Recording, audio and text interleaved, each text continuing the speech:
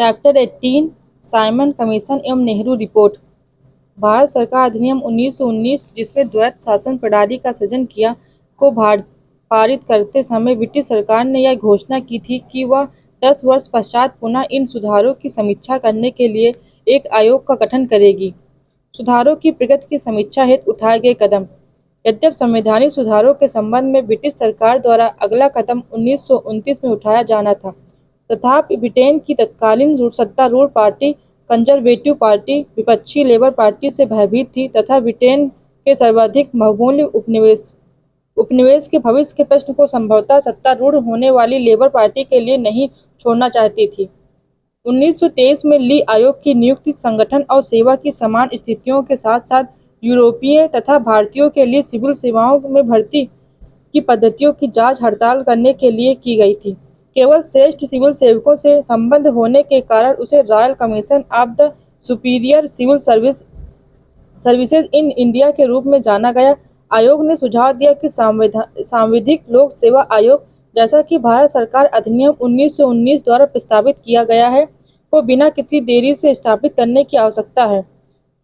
मुद्दीन समिति, जिसे आधिकारिक तौर पर report of the reform inquiry committee के नाम से जाना जाता है, की स्थापना मुख्य रूप से 1919 के अधिनियम के तहत 1921 में लागू हुए संविधान या द्वैत शासन प्रणाली के कार्यकरण की निगरानी हेतु 1924 में की गई थी।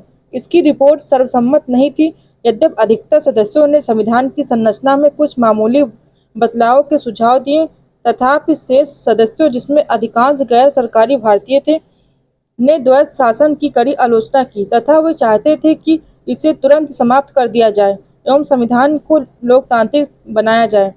1926 में भारत की कृषि और ग्रामीण अर्थव्यवस्था की स्थिति की जांच करने और उस पर रिपोर्ट पेश करने के लिए निम्नलिखित आयोग, जिसे आधिकारिक तौर पर रॉयल कमीशन ऑफ एग्रीकल्चर कहा गया, की स्थापना की गई। आयोग ने 1928 में अपनी रिपोर्ट प्रस्तुत की, जिसमें भारत की ग्रामीण आबादी के कल्याण एवं समृद्धि के लिए बुनियादी तौर पर कृषि अर्थव्यवस्था में सुधार के लिए व्यापक अनुशंसाएं की गई थी। अन्य बातों के अलावा आयोग ने यह अनुशंसा की कि भारतीय मवेशियों की गुणवत्ता में सुधार किया जाना चाहिए और इसके लिए बेहतर गुणवत्ता वाले विदेशी बैलों का आयात करके उनका उपयोग भारतीय गायों के साथ प्रजनन के लिए किया जाना चाहिए। भारतीय विधिक आयोग की नियुक्ति। भारतीय विधिक आयोग की नियुक्ति कंजरवेटिव पार्टी के तत्कालीन secretary of state Lord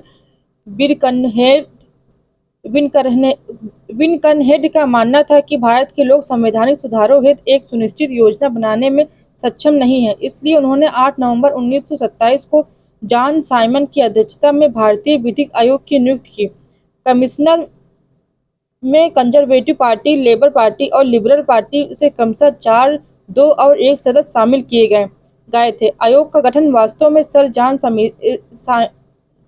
John Simon और क्लीमेंट इटली, जिन्हें भविष्य में ब्रिटेन का प्रधानमंत्री बनना था, की संयुक्त अध्यक्षता में हुआ था। इसके सभी 7 सदस्य स्वैत थे। कालांतर में सर जॉन साइमन के कारण इसे साइमन आयोग के नाम से भी जाना जाने लगा। इस आयोग को तत्कालीन सरकारी व्यवस्था, शिक्षा के प्रसार तथा प्रतिनिधि संस्थाओं के अध्ययन के पश्चात यह रिपोर्ट देनी थी कि भारत में उत्तरदायी सरकार की स्थापना कहाँ तक उचित है तथा भारत इसके लिए कहाँ तक तैयार है। भारतीय प्रतिक्रिया। भारत में साइमन कमीशन के विरुद्ध त्वरित तथा तीव्र जनाक्रोश पैदा हो गया।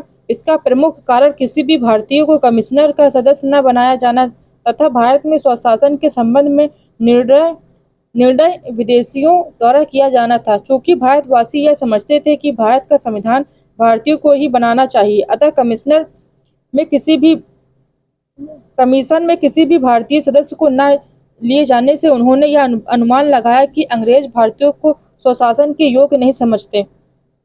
कांग्रेस एवं अन्य समूहों की प्रतिक्रिया।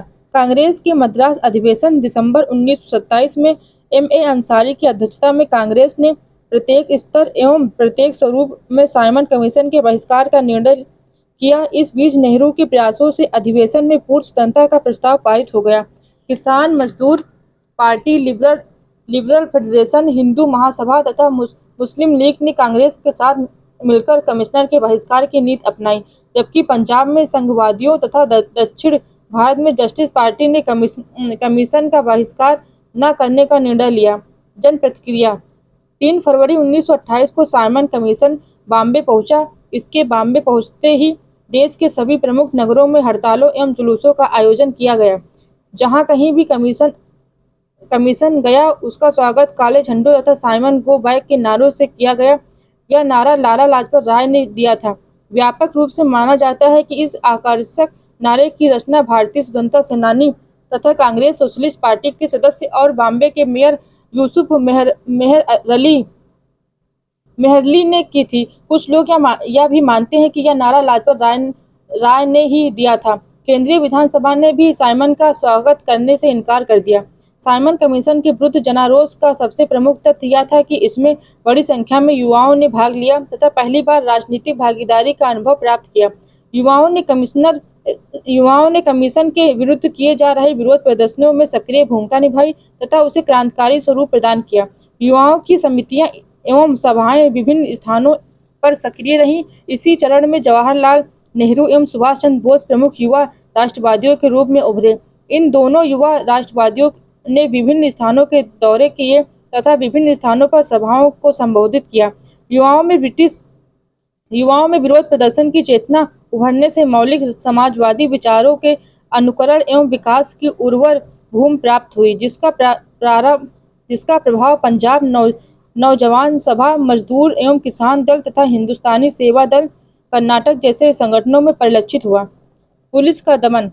पुलिस ने साइमन कमीशन का विरोध कर रहे प्रदर्शनकारियों पर दमन चक्र चलाया तथा कई स्थानों पर उसने लाठियां बरसाई। यहाँ तक कि उसने वरिष्ठ नेताओं को भी नहीं बख्शा। जवाहरलाल नेहरू तथा जीबी पंत को लखनऊ में बुरी तरह पीटा गया। लाहौर में प्रदर्शनकारियों का नेतृत्व कर रहे लाला लाजपत राय पर तो लाठियों के ऐसे संघातिक प्रहार किए गए कि वे पूरी तरह जख्मी हो गए तथा 17 नवंबर 1928 को उनकी मृत्यु हो गई। राष्ट्रीय आंदोलन पर साइमन कमीशन की नियुक्ति का प्रभाव। भारतीय राजनीति में साइमन कमीशन की नियुक्ति के प्रभाव को मुख्य 2 रूपों में देखा जा सकता है। इसने मौलिक राष्ट्रवादी ताकतों जो पूर्ण स्वराज के साथ समाजवादी आधार पर सामाजिक आर्थिक सुधारों की मांग कर रही थी को और उत्तेजित कर दिया। इसने लॉर्ड बिरकनहेड की इस चुनौती की भारतीय सर्वसम्मत संविधान का निर्माण करके दिखाएं का मुंह तोड़ जवाब दिया। इससे भारतीयों की इस अवसर पर असाधारण एकता प्रदर्शित हुई। वस्तुतः साइमन आयोग की घोषणा का भारतीय राजनीति पर दोहरा और कुछ परस्पर विरोधी प्रभाव पड़ा।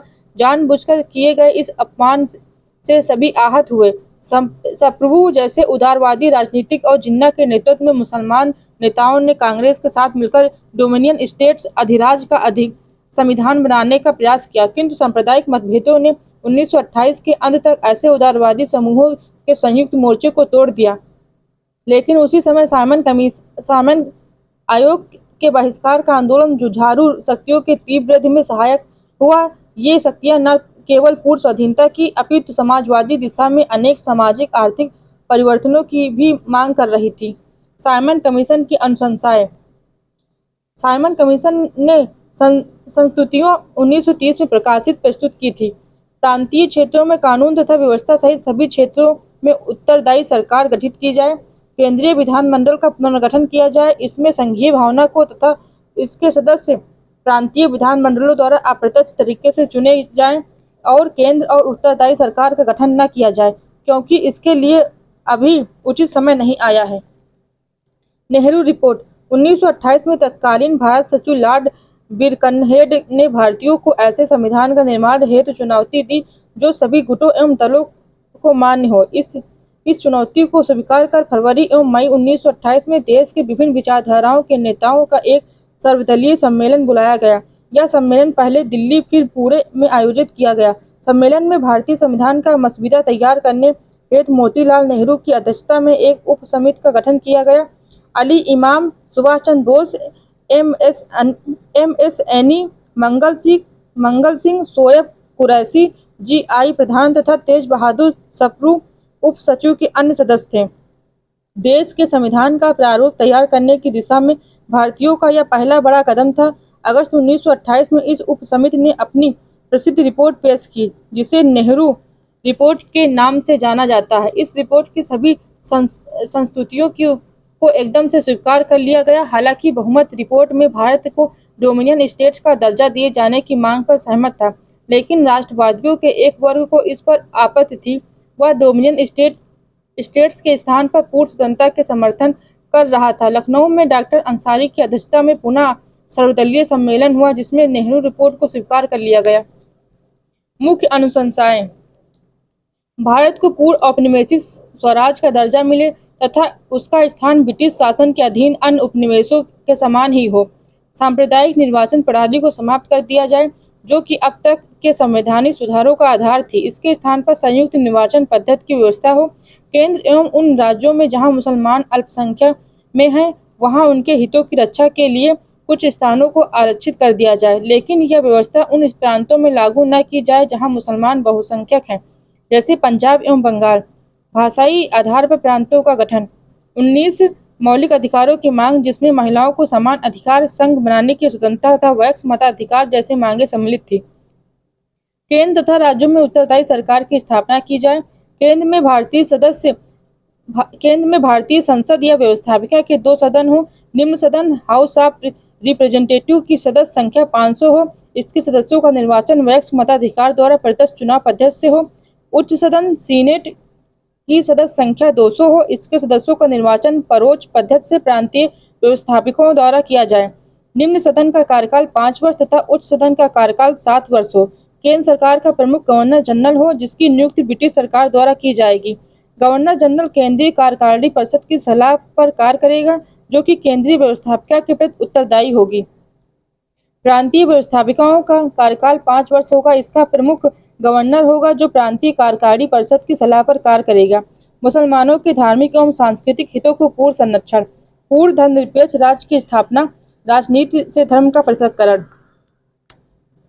कार्यपालिका को विधानमंडल के प्रति उत्तरदायी बनाया जाए। केंद्र और प्रांतों में संघीय आधार पर शक्तियों का विभाजन किया जाए, किंतु अवशिष्ट शक्तियां केंद्र को ही दी जाएं। सिंध को बॉम्बे से पृथक कर एक पृथक प्रांत बनाया जाए। उत्तर पश्चिमी सीमा प्रांत को ब्रिटिश भारत के अन्य प्रांतों के समान वैधानिक स्तर प्रदान किया जाए।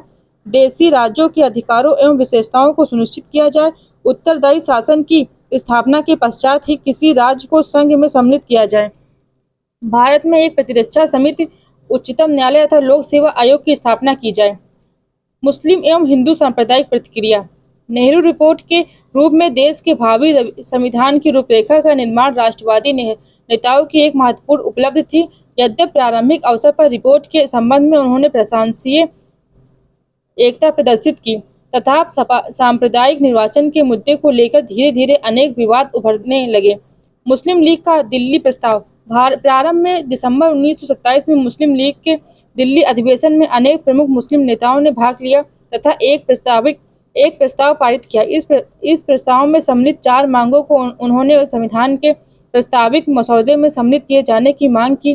दिसंबर 1927 के कांग्रेस के मद्रास अधिवेशन में इन मांगों को स्वीकार कर लिया गया तथा इसे दिल्ली प्रस्ताव की संज्ञा दी गई। ये 4 मांगें इस प्रकार थीं: पृथक निर्वाचन प्रणाली को समाप्त कर संयुक्त निर्वाचन पद्धति की व्यवस्था की जाए, जिसमें कुछ सीटें मुसलमानों के लिए आरक्षित की जाएं। केंद्रीय विधानमंडल से मुसलमानों के लिए 1/3 स्थान आरक्षित किए जाएं। पंजाब और बंगाल के विधानमंडलों में जनसंख्या के अनुपात में मुसलमानों के लिए स्थान आरक्षित किए जाएं। सिंधु, बलूचिस्तान एवं उत्तर पश्चिमी सीमांत प्रांत नामक 3 मुस्लिम बहुल प्रांतों का गठन किया जाए। हिंदू महासभा की मांग। हिंदू महासभा ने 3 मुस्लिम बहुल प्रांतों के गठन तथा पंजाब एवं बंगाल जैसे मुस्लिम बहुल प्रांतों में मुसलमानों के लिए सीटें आरक्षित किए जाने के प्रस्ताव का तीव्र विरोध किया। महासभा का मानना था कि इस व्यवस्था से इन प्रांतों की व्यवस्थापिकाओं में मुसलमानों का पूर्ण वर्चस्व स्थापित हो जाएगा। उसने सभी के लिए समान व्यवस्था किए जाने की मांग भी की, किंतु हिंदू महासभा के इस रवैये से यह मुद्दा अत्यंत जटिल हो गया। समझौता। मुस्लिम लीग प्रांतीय तथा मुस्लिम बहुल प्रांतों में मुसलमानों के लिए सीटों के आरक्षण के मुद्दे पर अड़ी हुई थी। इस प्रकार दोनों पक्षों के अड़ियल रवैये के कारण मोतीलाल नेहरू तथा रिपोर्ट से जुड़े अन्य नेता असमंजस में पड़ गए। उन्होंने महसूस किया कि यदि मुस्लिम संप्रदायों की मांगे मान ली गई तो हिंदू संप्रदायवादी अपना समर्थन वापस ले लेंगे, तथा यदि हिंदुओं की मांगे मान ली गई तो मुसलमान इस प्रस्ताव से खुद को पृथक कर लेंगे। बाद में नेहरू रिपोर्ट में एक समझौतावादी रास्ता अख्तियार कर निम्न प्रावधान किए गए।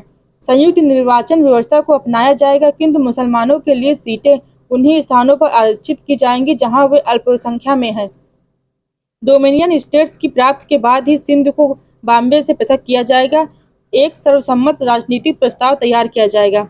जिन्ना द्वारा प्रस्तुत संशोधन। दिसंबर 1928 में नेहरू रिपोर्ट की समीक्षा के लिए कलकत्ता में एक सर्वदलीय सम्मेलन का आयोजन किया गया। इस सम्मेलन में मुस्लिम लीग की ओर से मोहम्मद अली जिन्ना ने रिपोर्ट के संबंध में 3 संशोधन प्रस्तुत किए। केंद्रीय विधानमंडल में 1/3 स्थान मुसलमानों के लिए आरक्षित किए जाएं। वैक्स मताधिकार की व्यवस्था होने तक पंजाब एवं बंगाल के विधानमंडलों में जनसंख्या के अनुपात में मुसलमानों के लिए सीटें आरक्षित की जाएं। प्रांतों के लिए अवशिष्ट शक्तियों की व्यवस्था की जाए। जिन्ना के 14 सूत्रीय बिंदु। मतदान होने पर सम्मेलन में जिन्ना के ये प्रस्ताव ठुकरा दिए गए, जिनके परिणाम स्वरूप मुस्लिम लीग सर्वदलीय सम्मेलन में अलग हो गई तथा मोहम्मद अली जिन्ना मोहम्मद शफी एवं आगा खां के अड़े से मिले गए। आगा खां के धड़े से मिल गए। इसके पश्चात मार्च 1929 में जिन्ना ने अलग से 14 सूत्रीय मांगे पेश की, जिसमें मूलतः नेहरू रिपोर्ट के बारे में उन्होंने अपनी आपत्तियां दोहराई। जिन्ना की 14 सूत्रीय मांगे: संविधान का भावी स्वरूप संघीय हो तथा प्रांतों को अवशिष्ट शक्तियां प्रदान की जाएं। देश के सभी विधानमंडलों तथा सभी प्रांतों की अन्य निर्वाचित संस्थाओं में अल्पसंख्यकों को पर्याप्त एवं प्रभावी नियंत्रण दिया जाए। सभी प्रांतों को समान स्वतंत्रता प्रदान की जाए। सांप्रदायिक समूहों का निर्वाचन पृथक निर्वाचन पद्धति से किया जाए।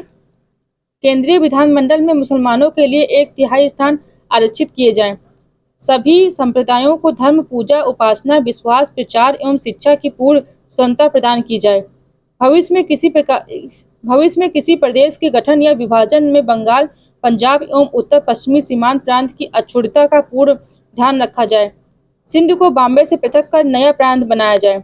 किसी निर्वाचित निकाय या विधानमंडल में किसी संप्रदाय से संबंधित कोई विधेयक तभी पारित किया जाए जब उस संप्रदाय के 3/4 सदस्य उसका समर्थन करें। सभी सरकारी सेवाओं में योग्यता के आधार पर मुसलमानों को पर्याप्त अवसर दिए जाएं। अन्य प्रांतों की तरह बलूचिस्तान एवं उत्तर पश्चिमी सीमा प्रांत में भी सुधार कार्यक्रम प्रारंभ किए जाएं। सभी प्रांतीय विधानमंडलों में 1/3 स्थान मुसलमानों के लिए आरक्षित किए जाएं। संविधान में मुस्लिम धर्म, संस्कृत, भाषा, वैयक्तिक विधि तथा मुस्लिम धार्मिक संस्थानों के संरक्षण एवं अनुदान के लिए आवश्यक प्रावधान किए जाएं और केंद्रीय विधानमंडल द्वारा भारतीय संघ के सभी राज्यों की सहमति के बिना कोई संवैधानिक संशोधन न किया जाए।